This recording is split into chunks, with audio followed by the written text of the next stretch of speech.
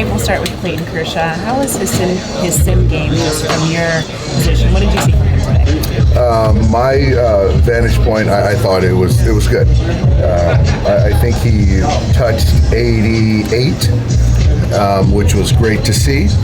I thought he used, I don't remember a curveball, but I think it was fastball, slider, and we got out of it what we hoped for. He came out of it feeling good, feeling strong, and he was, had no tentativeness, so that was a real positive today. And his next one will be 2 innings in Rancho. Do you see this just as kind of each week progression, continuing to build up? Is that kind of the focus right now, considering he continues to feel healthy? Yeah, I think so. Right now we're way ahead of schedule. So I think that's really encouraging. So I think just, every event that happens, just continue to move forward and build on the positives. So you just said that he's going out on a rehab game? That's the next I think step? it's going to be I think it's going to be a simulated game in Rancho, I think, when we're on the road. Gotcha. I think because we're leaving, so I think it's a 2-inning sim game there. Where is this headed as far as just the process for him to come back? Where are we at? I don't know. I think that if you're talking about spring training, it's still going to be. It's still, I think for me, it's like the 6 weeks is something where it's probably fair. If you're looking at the progression of a pitcher, doing his first day in spring training, the second day of pitchers and catchers, essentially doing a 1-inning situation. So then you're talking about 6 weeks. But obviously with Clayton, we're going to kind of read and react. But I think there's still going to be a consistent process. You don't get to see him consistently, so where were your expectations of what you were looking for today and what you saw? I was looking for a clean throw, seeing how the ball was coming out. I've seen some bullpens. I saw it today, and I didn't see him guarding anything. He felt free and easy. So for me, my eyes told me it was really, really positive. Coach, was there anything surprised you about last night's loss? Anything you took that surprised you? Not to take anything away from, Hudson, their starter, but, I was just surprised we didn't catch more barrels because it really wasn't a velocity thing. But he did a good job of missing the barrel, putting the ball on the ground. Dave, obviously it's May, it's June, but you guys have had an extended period of time here where hitters haven't made adjustments to kind of get out of this rut. Is that concerning for down the road? Because if this happens at the wrong time of the year, like it has the last couple, your season could be over. Are you looking for guys to make adjustments quicker? I think that's fair. I'm not concerned at all about down the road as far as the postseason, but I am, mindful of, in a game, having a game plan, and if it's not exactly what we expect, to be able to pivot and make adjustments in game to win a baseball game and perform offensively. So I do think that we can do a better job of that. Dave, have you considered at all tinkering with the top 4 or 5 hitters in your order, alignment-wise, in any way? I think if anything, I'll say I've thought about,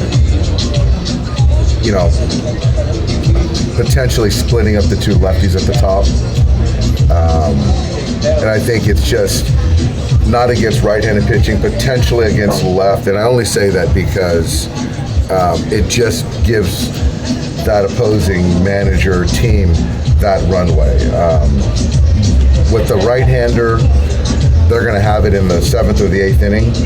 But, with that left-hander, they have it, 3, potentially 4 times that particular night, and not have the Will Smith tax. So I'm thinking about it, but, I'm not going to do it tomorrow.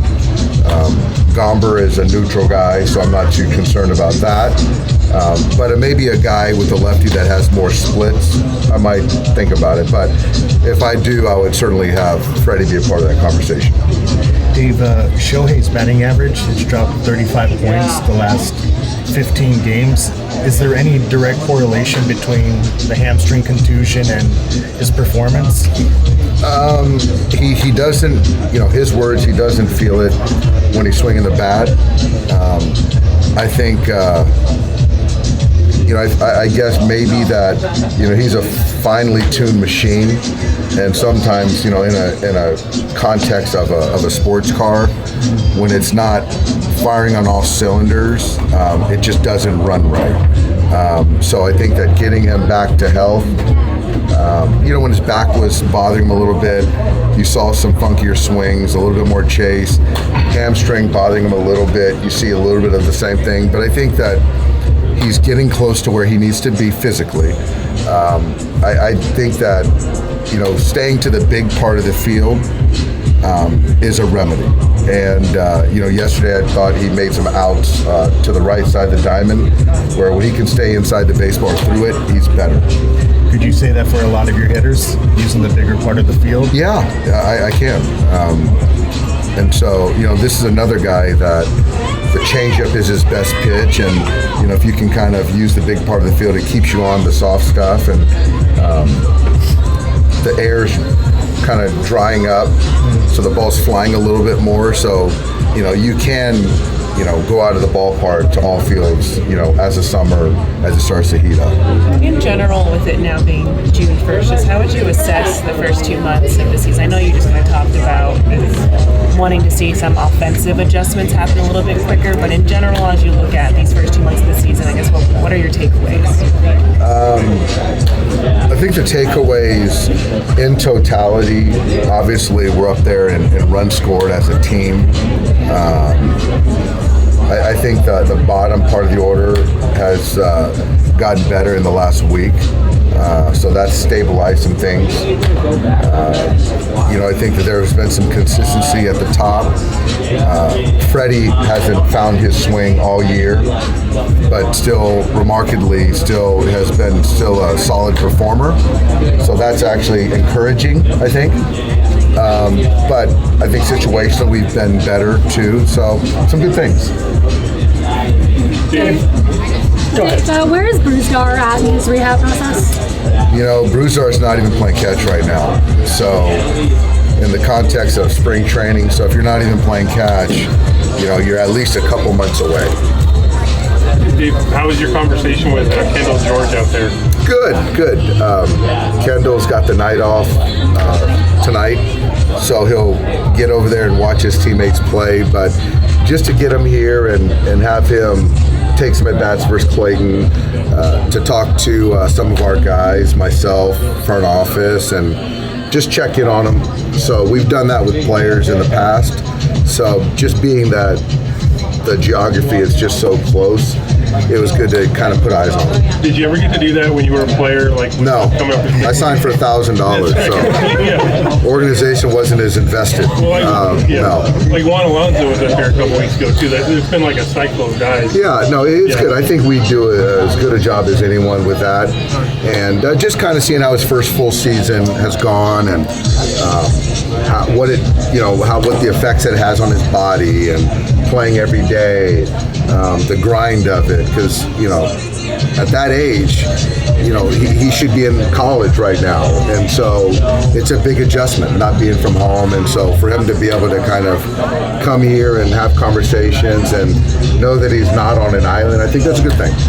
Dave, when you were a player, how much did sleep or sleep science ever come up? Never. We had a good time. We didn't sleep a whole lot when I was in the minors. But no, now it's rest, recovery, diet.